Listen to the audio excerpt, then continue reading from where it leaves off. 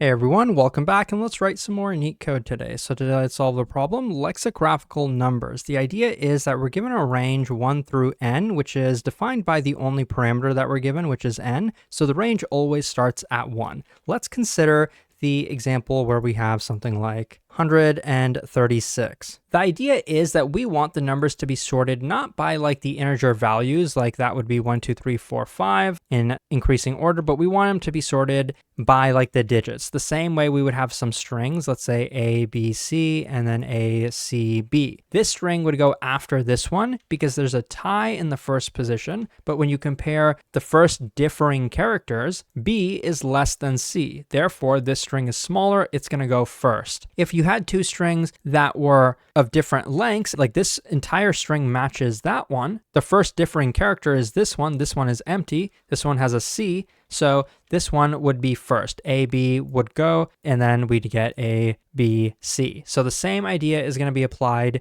to these numbers. In other words, the first digit is going to have the most precedence. So think of it in terms of this. We have this range of numbers. We want first to get all the numbers that start with 1. There's not going to be any leading zeros, but we want all the numbers that start with 1. After we get all of them, then we want all the numbers that start with 2. And then all the numbers that start with 3, etc., etc. From this perspective, we've gotten to a sub-problem here. We're at 1. Now, for the remaining digits, that's what we're choosing here. We're choosing the remaining digits. So we could get 10, we could get 11, all the way up until 19. Notice that the difference here, the first choice, we had decisions 1 through 9. The next choice here, we have 10 decisions. Well, I guess you could say 0 through 9. For the second digit, we have those choices. Now, as we go, like I said, this is technically smaller than all of its descendants because it has the matching prefix with all of them, but all of its descendants have a greater lengths. So clearly this one is going to go first, and then all of its children. And all of its children are going to go from left to right. But there's a catch.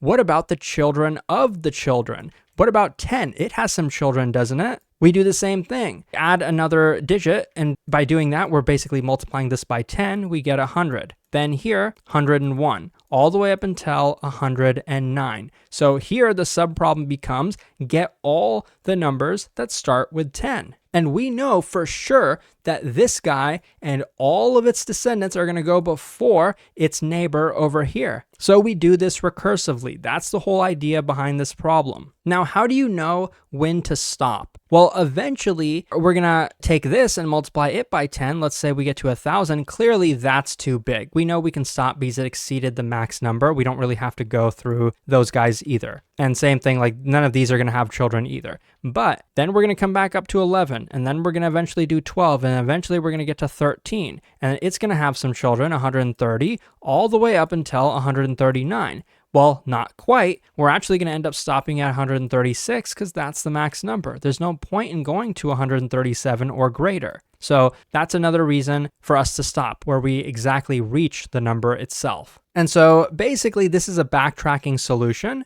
where we're doing DFS in a pre-order fashion because every time we get to a value, we're going to immediately add that to the result, and then we're going to go here, add it to the result, then here, add it to the result, do all of these, pop back up, do this, do all of its descendants, etc., etc., and then we're going to pop back up to here, and then pop back up here, I guess, but 2. While it will have some descendants, it will go up until 20, but we won't get into the hundreds place. We won't have a 200 or anything like that. And we'll kind of keep going. We'll do the same thing for this node as well. And I think we'll actually get it up until 9. And then the max number from there will be 99. I guess in this range, the largest number lexicographically is going to be 99. The problem with this solution, obviously, it does use some extra memory given that it's recursive, but it's not a lot of memory. Like the height of this tree is going to actually be log base 10 of the max number because each time we go down a level, we're multiplying by 10. So how many times can you multiply by 10 until you reach this number? Or how many times can you divide this number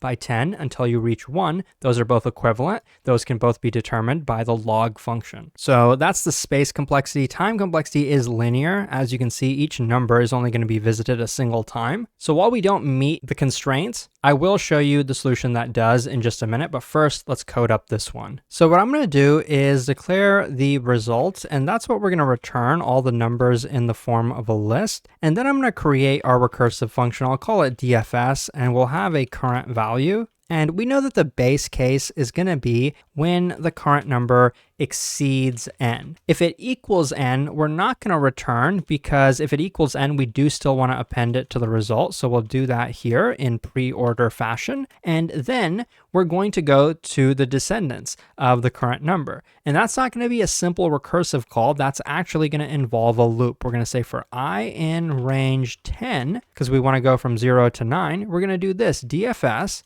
on the current number, multiply it by 10, and then add I. If any of those exceed n, the recursive base case will hit, and then we'll return immediately anyway. So while you could have like an if statement here, you could also early stop the loop. It doesn't really make that much of a difference. If this is more readable written this way for you, feel free to do that. Current multiplied by 10. And then to the new current value, just add I. So that way we don't have to keep doing the multiplication by 10 each time. The problem here is that we can't just easily call DFS starting from 1, because if we do that, this recursive call is only going to give us all the numbers that start with a 1, but some numbers might start with a 2 or 3 or 4. How do we get those? Well, you can't also start at 0 either, because the way this is written, then we would have a leading 0 in our result. And actually, I think we'd even get infinite recursion, because we would try multiplying that by 10. It'll still be 0, and then we'd add 0 to it, and then we'd probably get infinite recursion. So the better thing to do here is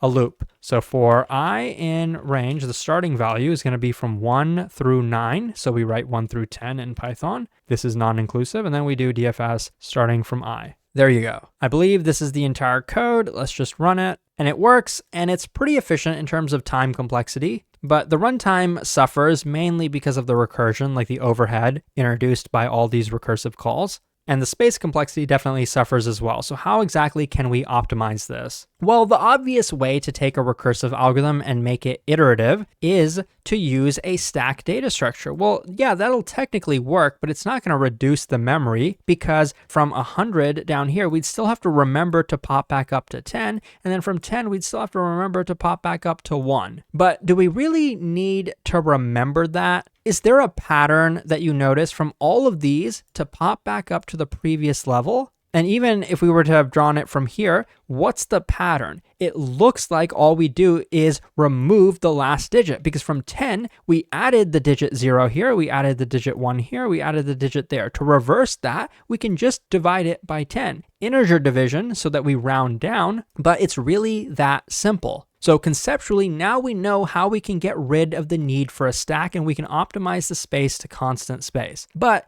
it's not quite that simple, because with recursion, sometimes you don't just pop back up once, you continuously pop back up. When would that occur? Well, it definitely wouldn't occur from over here, because when we pop back up to 10, then we're going to go to 11 and then 12, etc., etc. But on the last value in that level, then we would want to pop back up multiple times. Let's consider the example where the n value is actually something like 100 or 1999. From here, eventually we'd get down to 1999. That's the last value. So we know we can stop. We divide by 10 to pop back up here. Just to make it more simple, consider it from this side. When we pop back up here, on the last level, let's say from 109, we pop back up to 10. We don't want to revisit the same value. We want to go to the next value. So what we would do after popping up is we'd add 1 to it. Because we're doing pre-order traversal, we don't want to add this guy twice, so we add 1 immediately after popping back up. But that is sometimes going to cause an issue, because right now from here, if we pop back up and we add 1 to this, we're going to get to 200. That's not quite what we wanted, because we haven't even visited 2 yet, and we haven't even visited 20 yet. So why would we want to visit 200 first? So that's the issue. Here, we don't want to add 1 to this. We want to pop it again. And from 19, we don't want to add 1 to that. That would give us 20. We haven't even visited 2 yet, so we don't want to do that. We want to pop back up again. What's the pattern? Why are we popping up multiple times? Because we reached the last number in the level here and here. How do we know we reached the last number in the level? Because the last digit is a 9. How do we get that last digit? That's pretty easy. You just mod it by 10. So if that's the case, we would keep popping back up. So we don't need an if statement to pop back up. We actually need a loop to continuously do that. I think that's probably the hardest part about the iterative solution. And the other thing is, imagine that we reached this number, like down here, we reached 136. We know that we pop back up, not because the last digit is 9, but because this number is actually equal to this one. That's another reason to pop back up. So that's more or less how you do the iterative solution. So let's code it up now. I'm going to leave this code here. We are still going to have a result. We are still going to return it. And we're going to do something slightly differently. We're going to do this iteratively. So I'm going to use a loop. I'm going to say while the length of my output is less than n, I'm going to keep going. We're going to start at 1, so we can put that here. Current is 1. The easiest thing to do is just to take the number. Every time we expect the current number to be distinct and to continuously follow that iterative sequence. So every time we have that number, we're just going to add it to the result like this. Now, just like in the recursive solution where we multiply by 10, make the recursive call, and then from that recursive call, we do the same thing, check the base case, multiply by 10, make the recursive call. We're basically multiplying it by 10 as much as we possibly can. That's the first thing. That takes the highest precedence. So if current times 10, we don't have the luxury of a base case. So before we actually multiply it by 10, let's check that it's in bounds. Let's check that this multiplied by 10 is less than or equal to n. If so, then do that. Perform that multiplication, and then on the next iteration of the loop, we're going to add it to the result, and we're going to keep doing this as much as we can. Now, if that's not the case, we have to do something different. Okay, we can't multiply it by 10, so there's two things. Either we pop back up, or we add 1 to it. Well, remember, after popping back up, we're going to be adding 1 to it anyway, so we might as well put that here. We might as well add 1 to it. Now, this is the optional part. We don't know if we're popping back up. How do we know if we would be popping? Well, if current is equal to n, it's already as big as we can possibly make it, so we better pop back up before we add 1 to it because we don't want a number larger than n to be appended to the result. So that's one case, or obviously, if the number modded by 10 is equal to 9. If the last digit is a 9, if we add 1 to it, that's not going to give us exactly what we want. So that's another reason to pop back up. When I say pop back up, I basically mean take the number and integer divide it by 10. And so this is not going to be an if statement, remember, it's going to be a loop. But that's pretty much the entire solution. I'll go ahead and run it. And as you can see, it works and is more efficient. Thanks for watching. If you're preparing for coding interviews, check out Leetcode.io. I'll see you soon.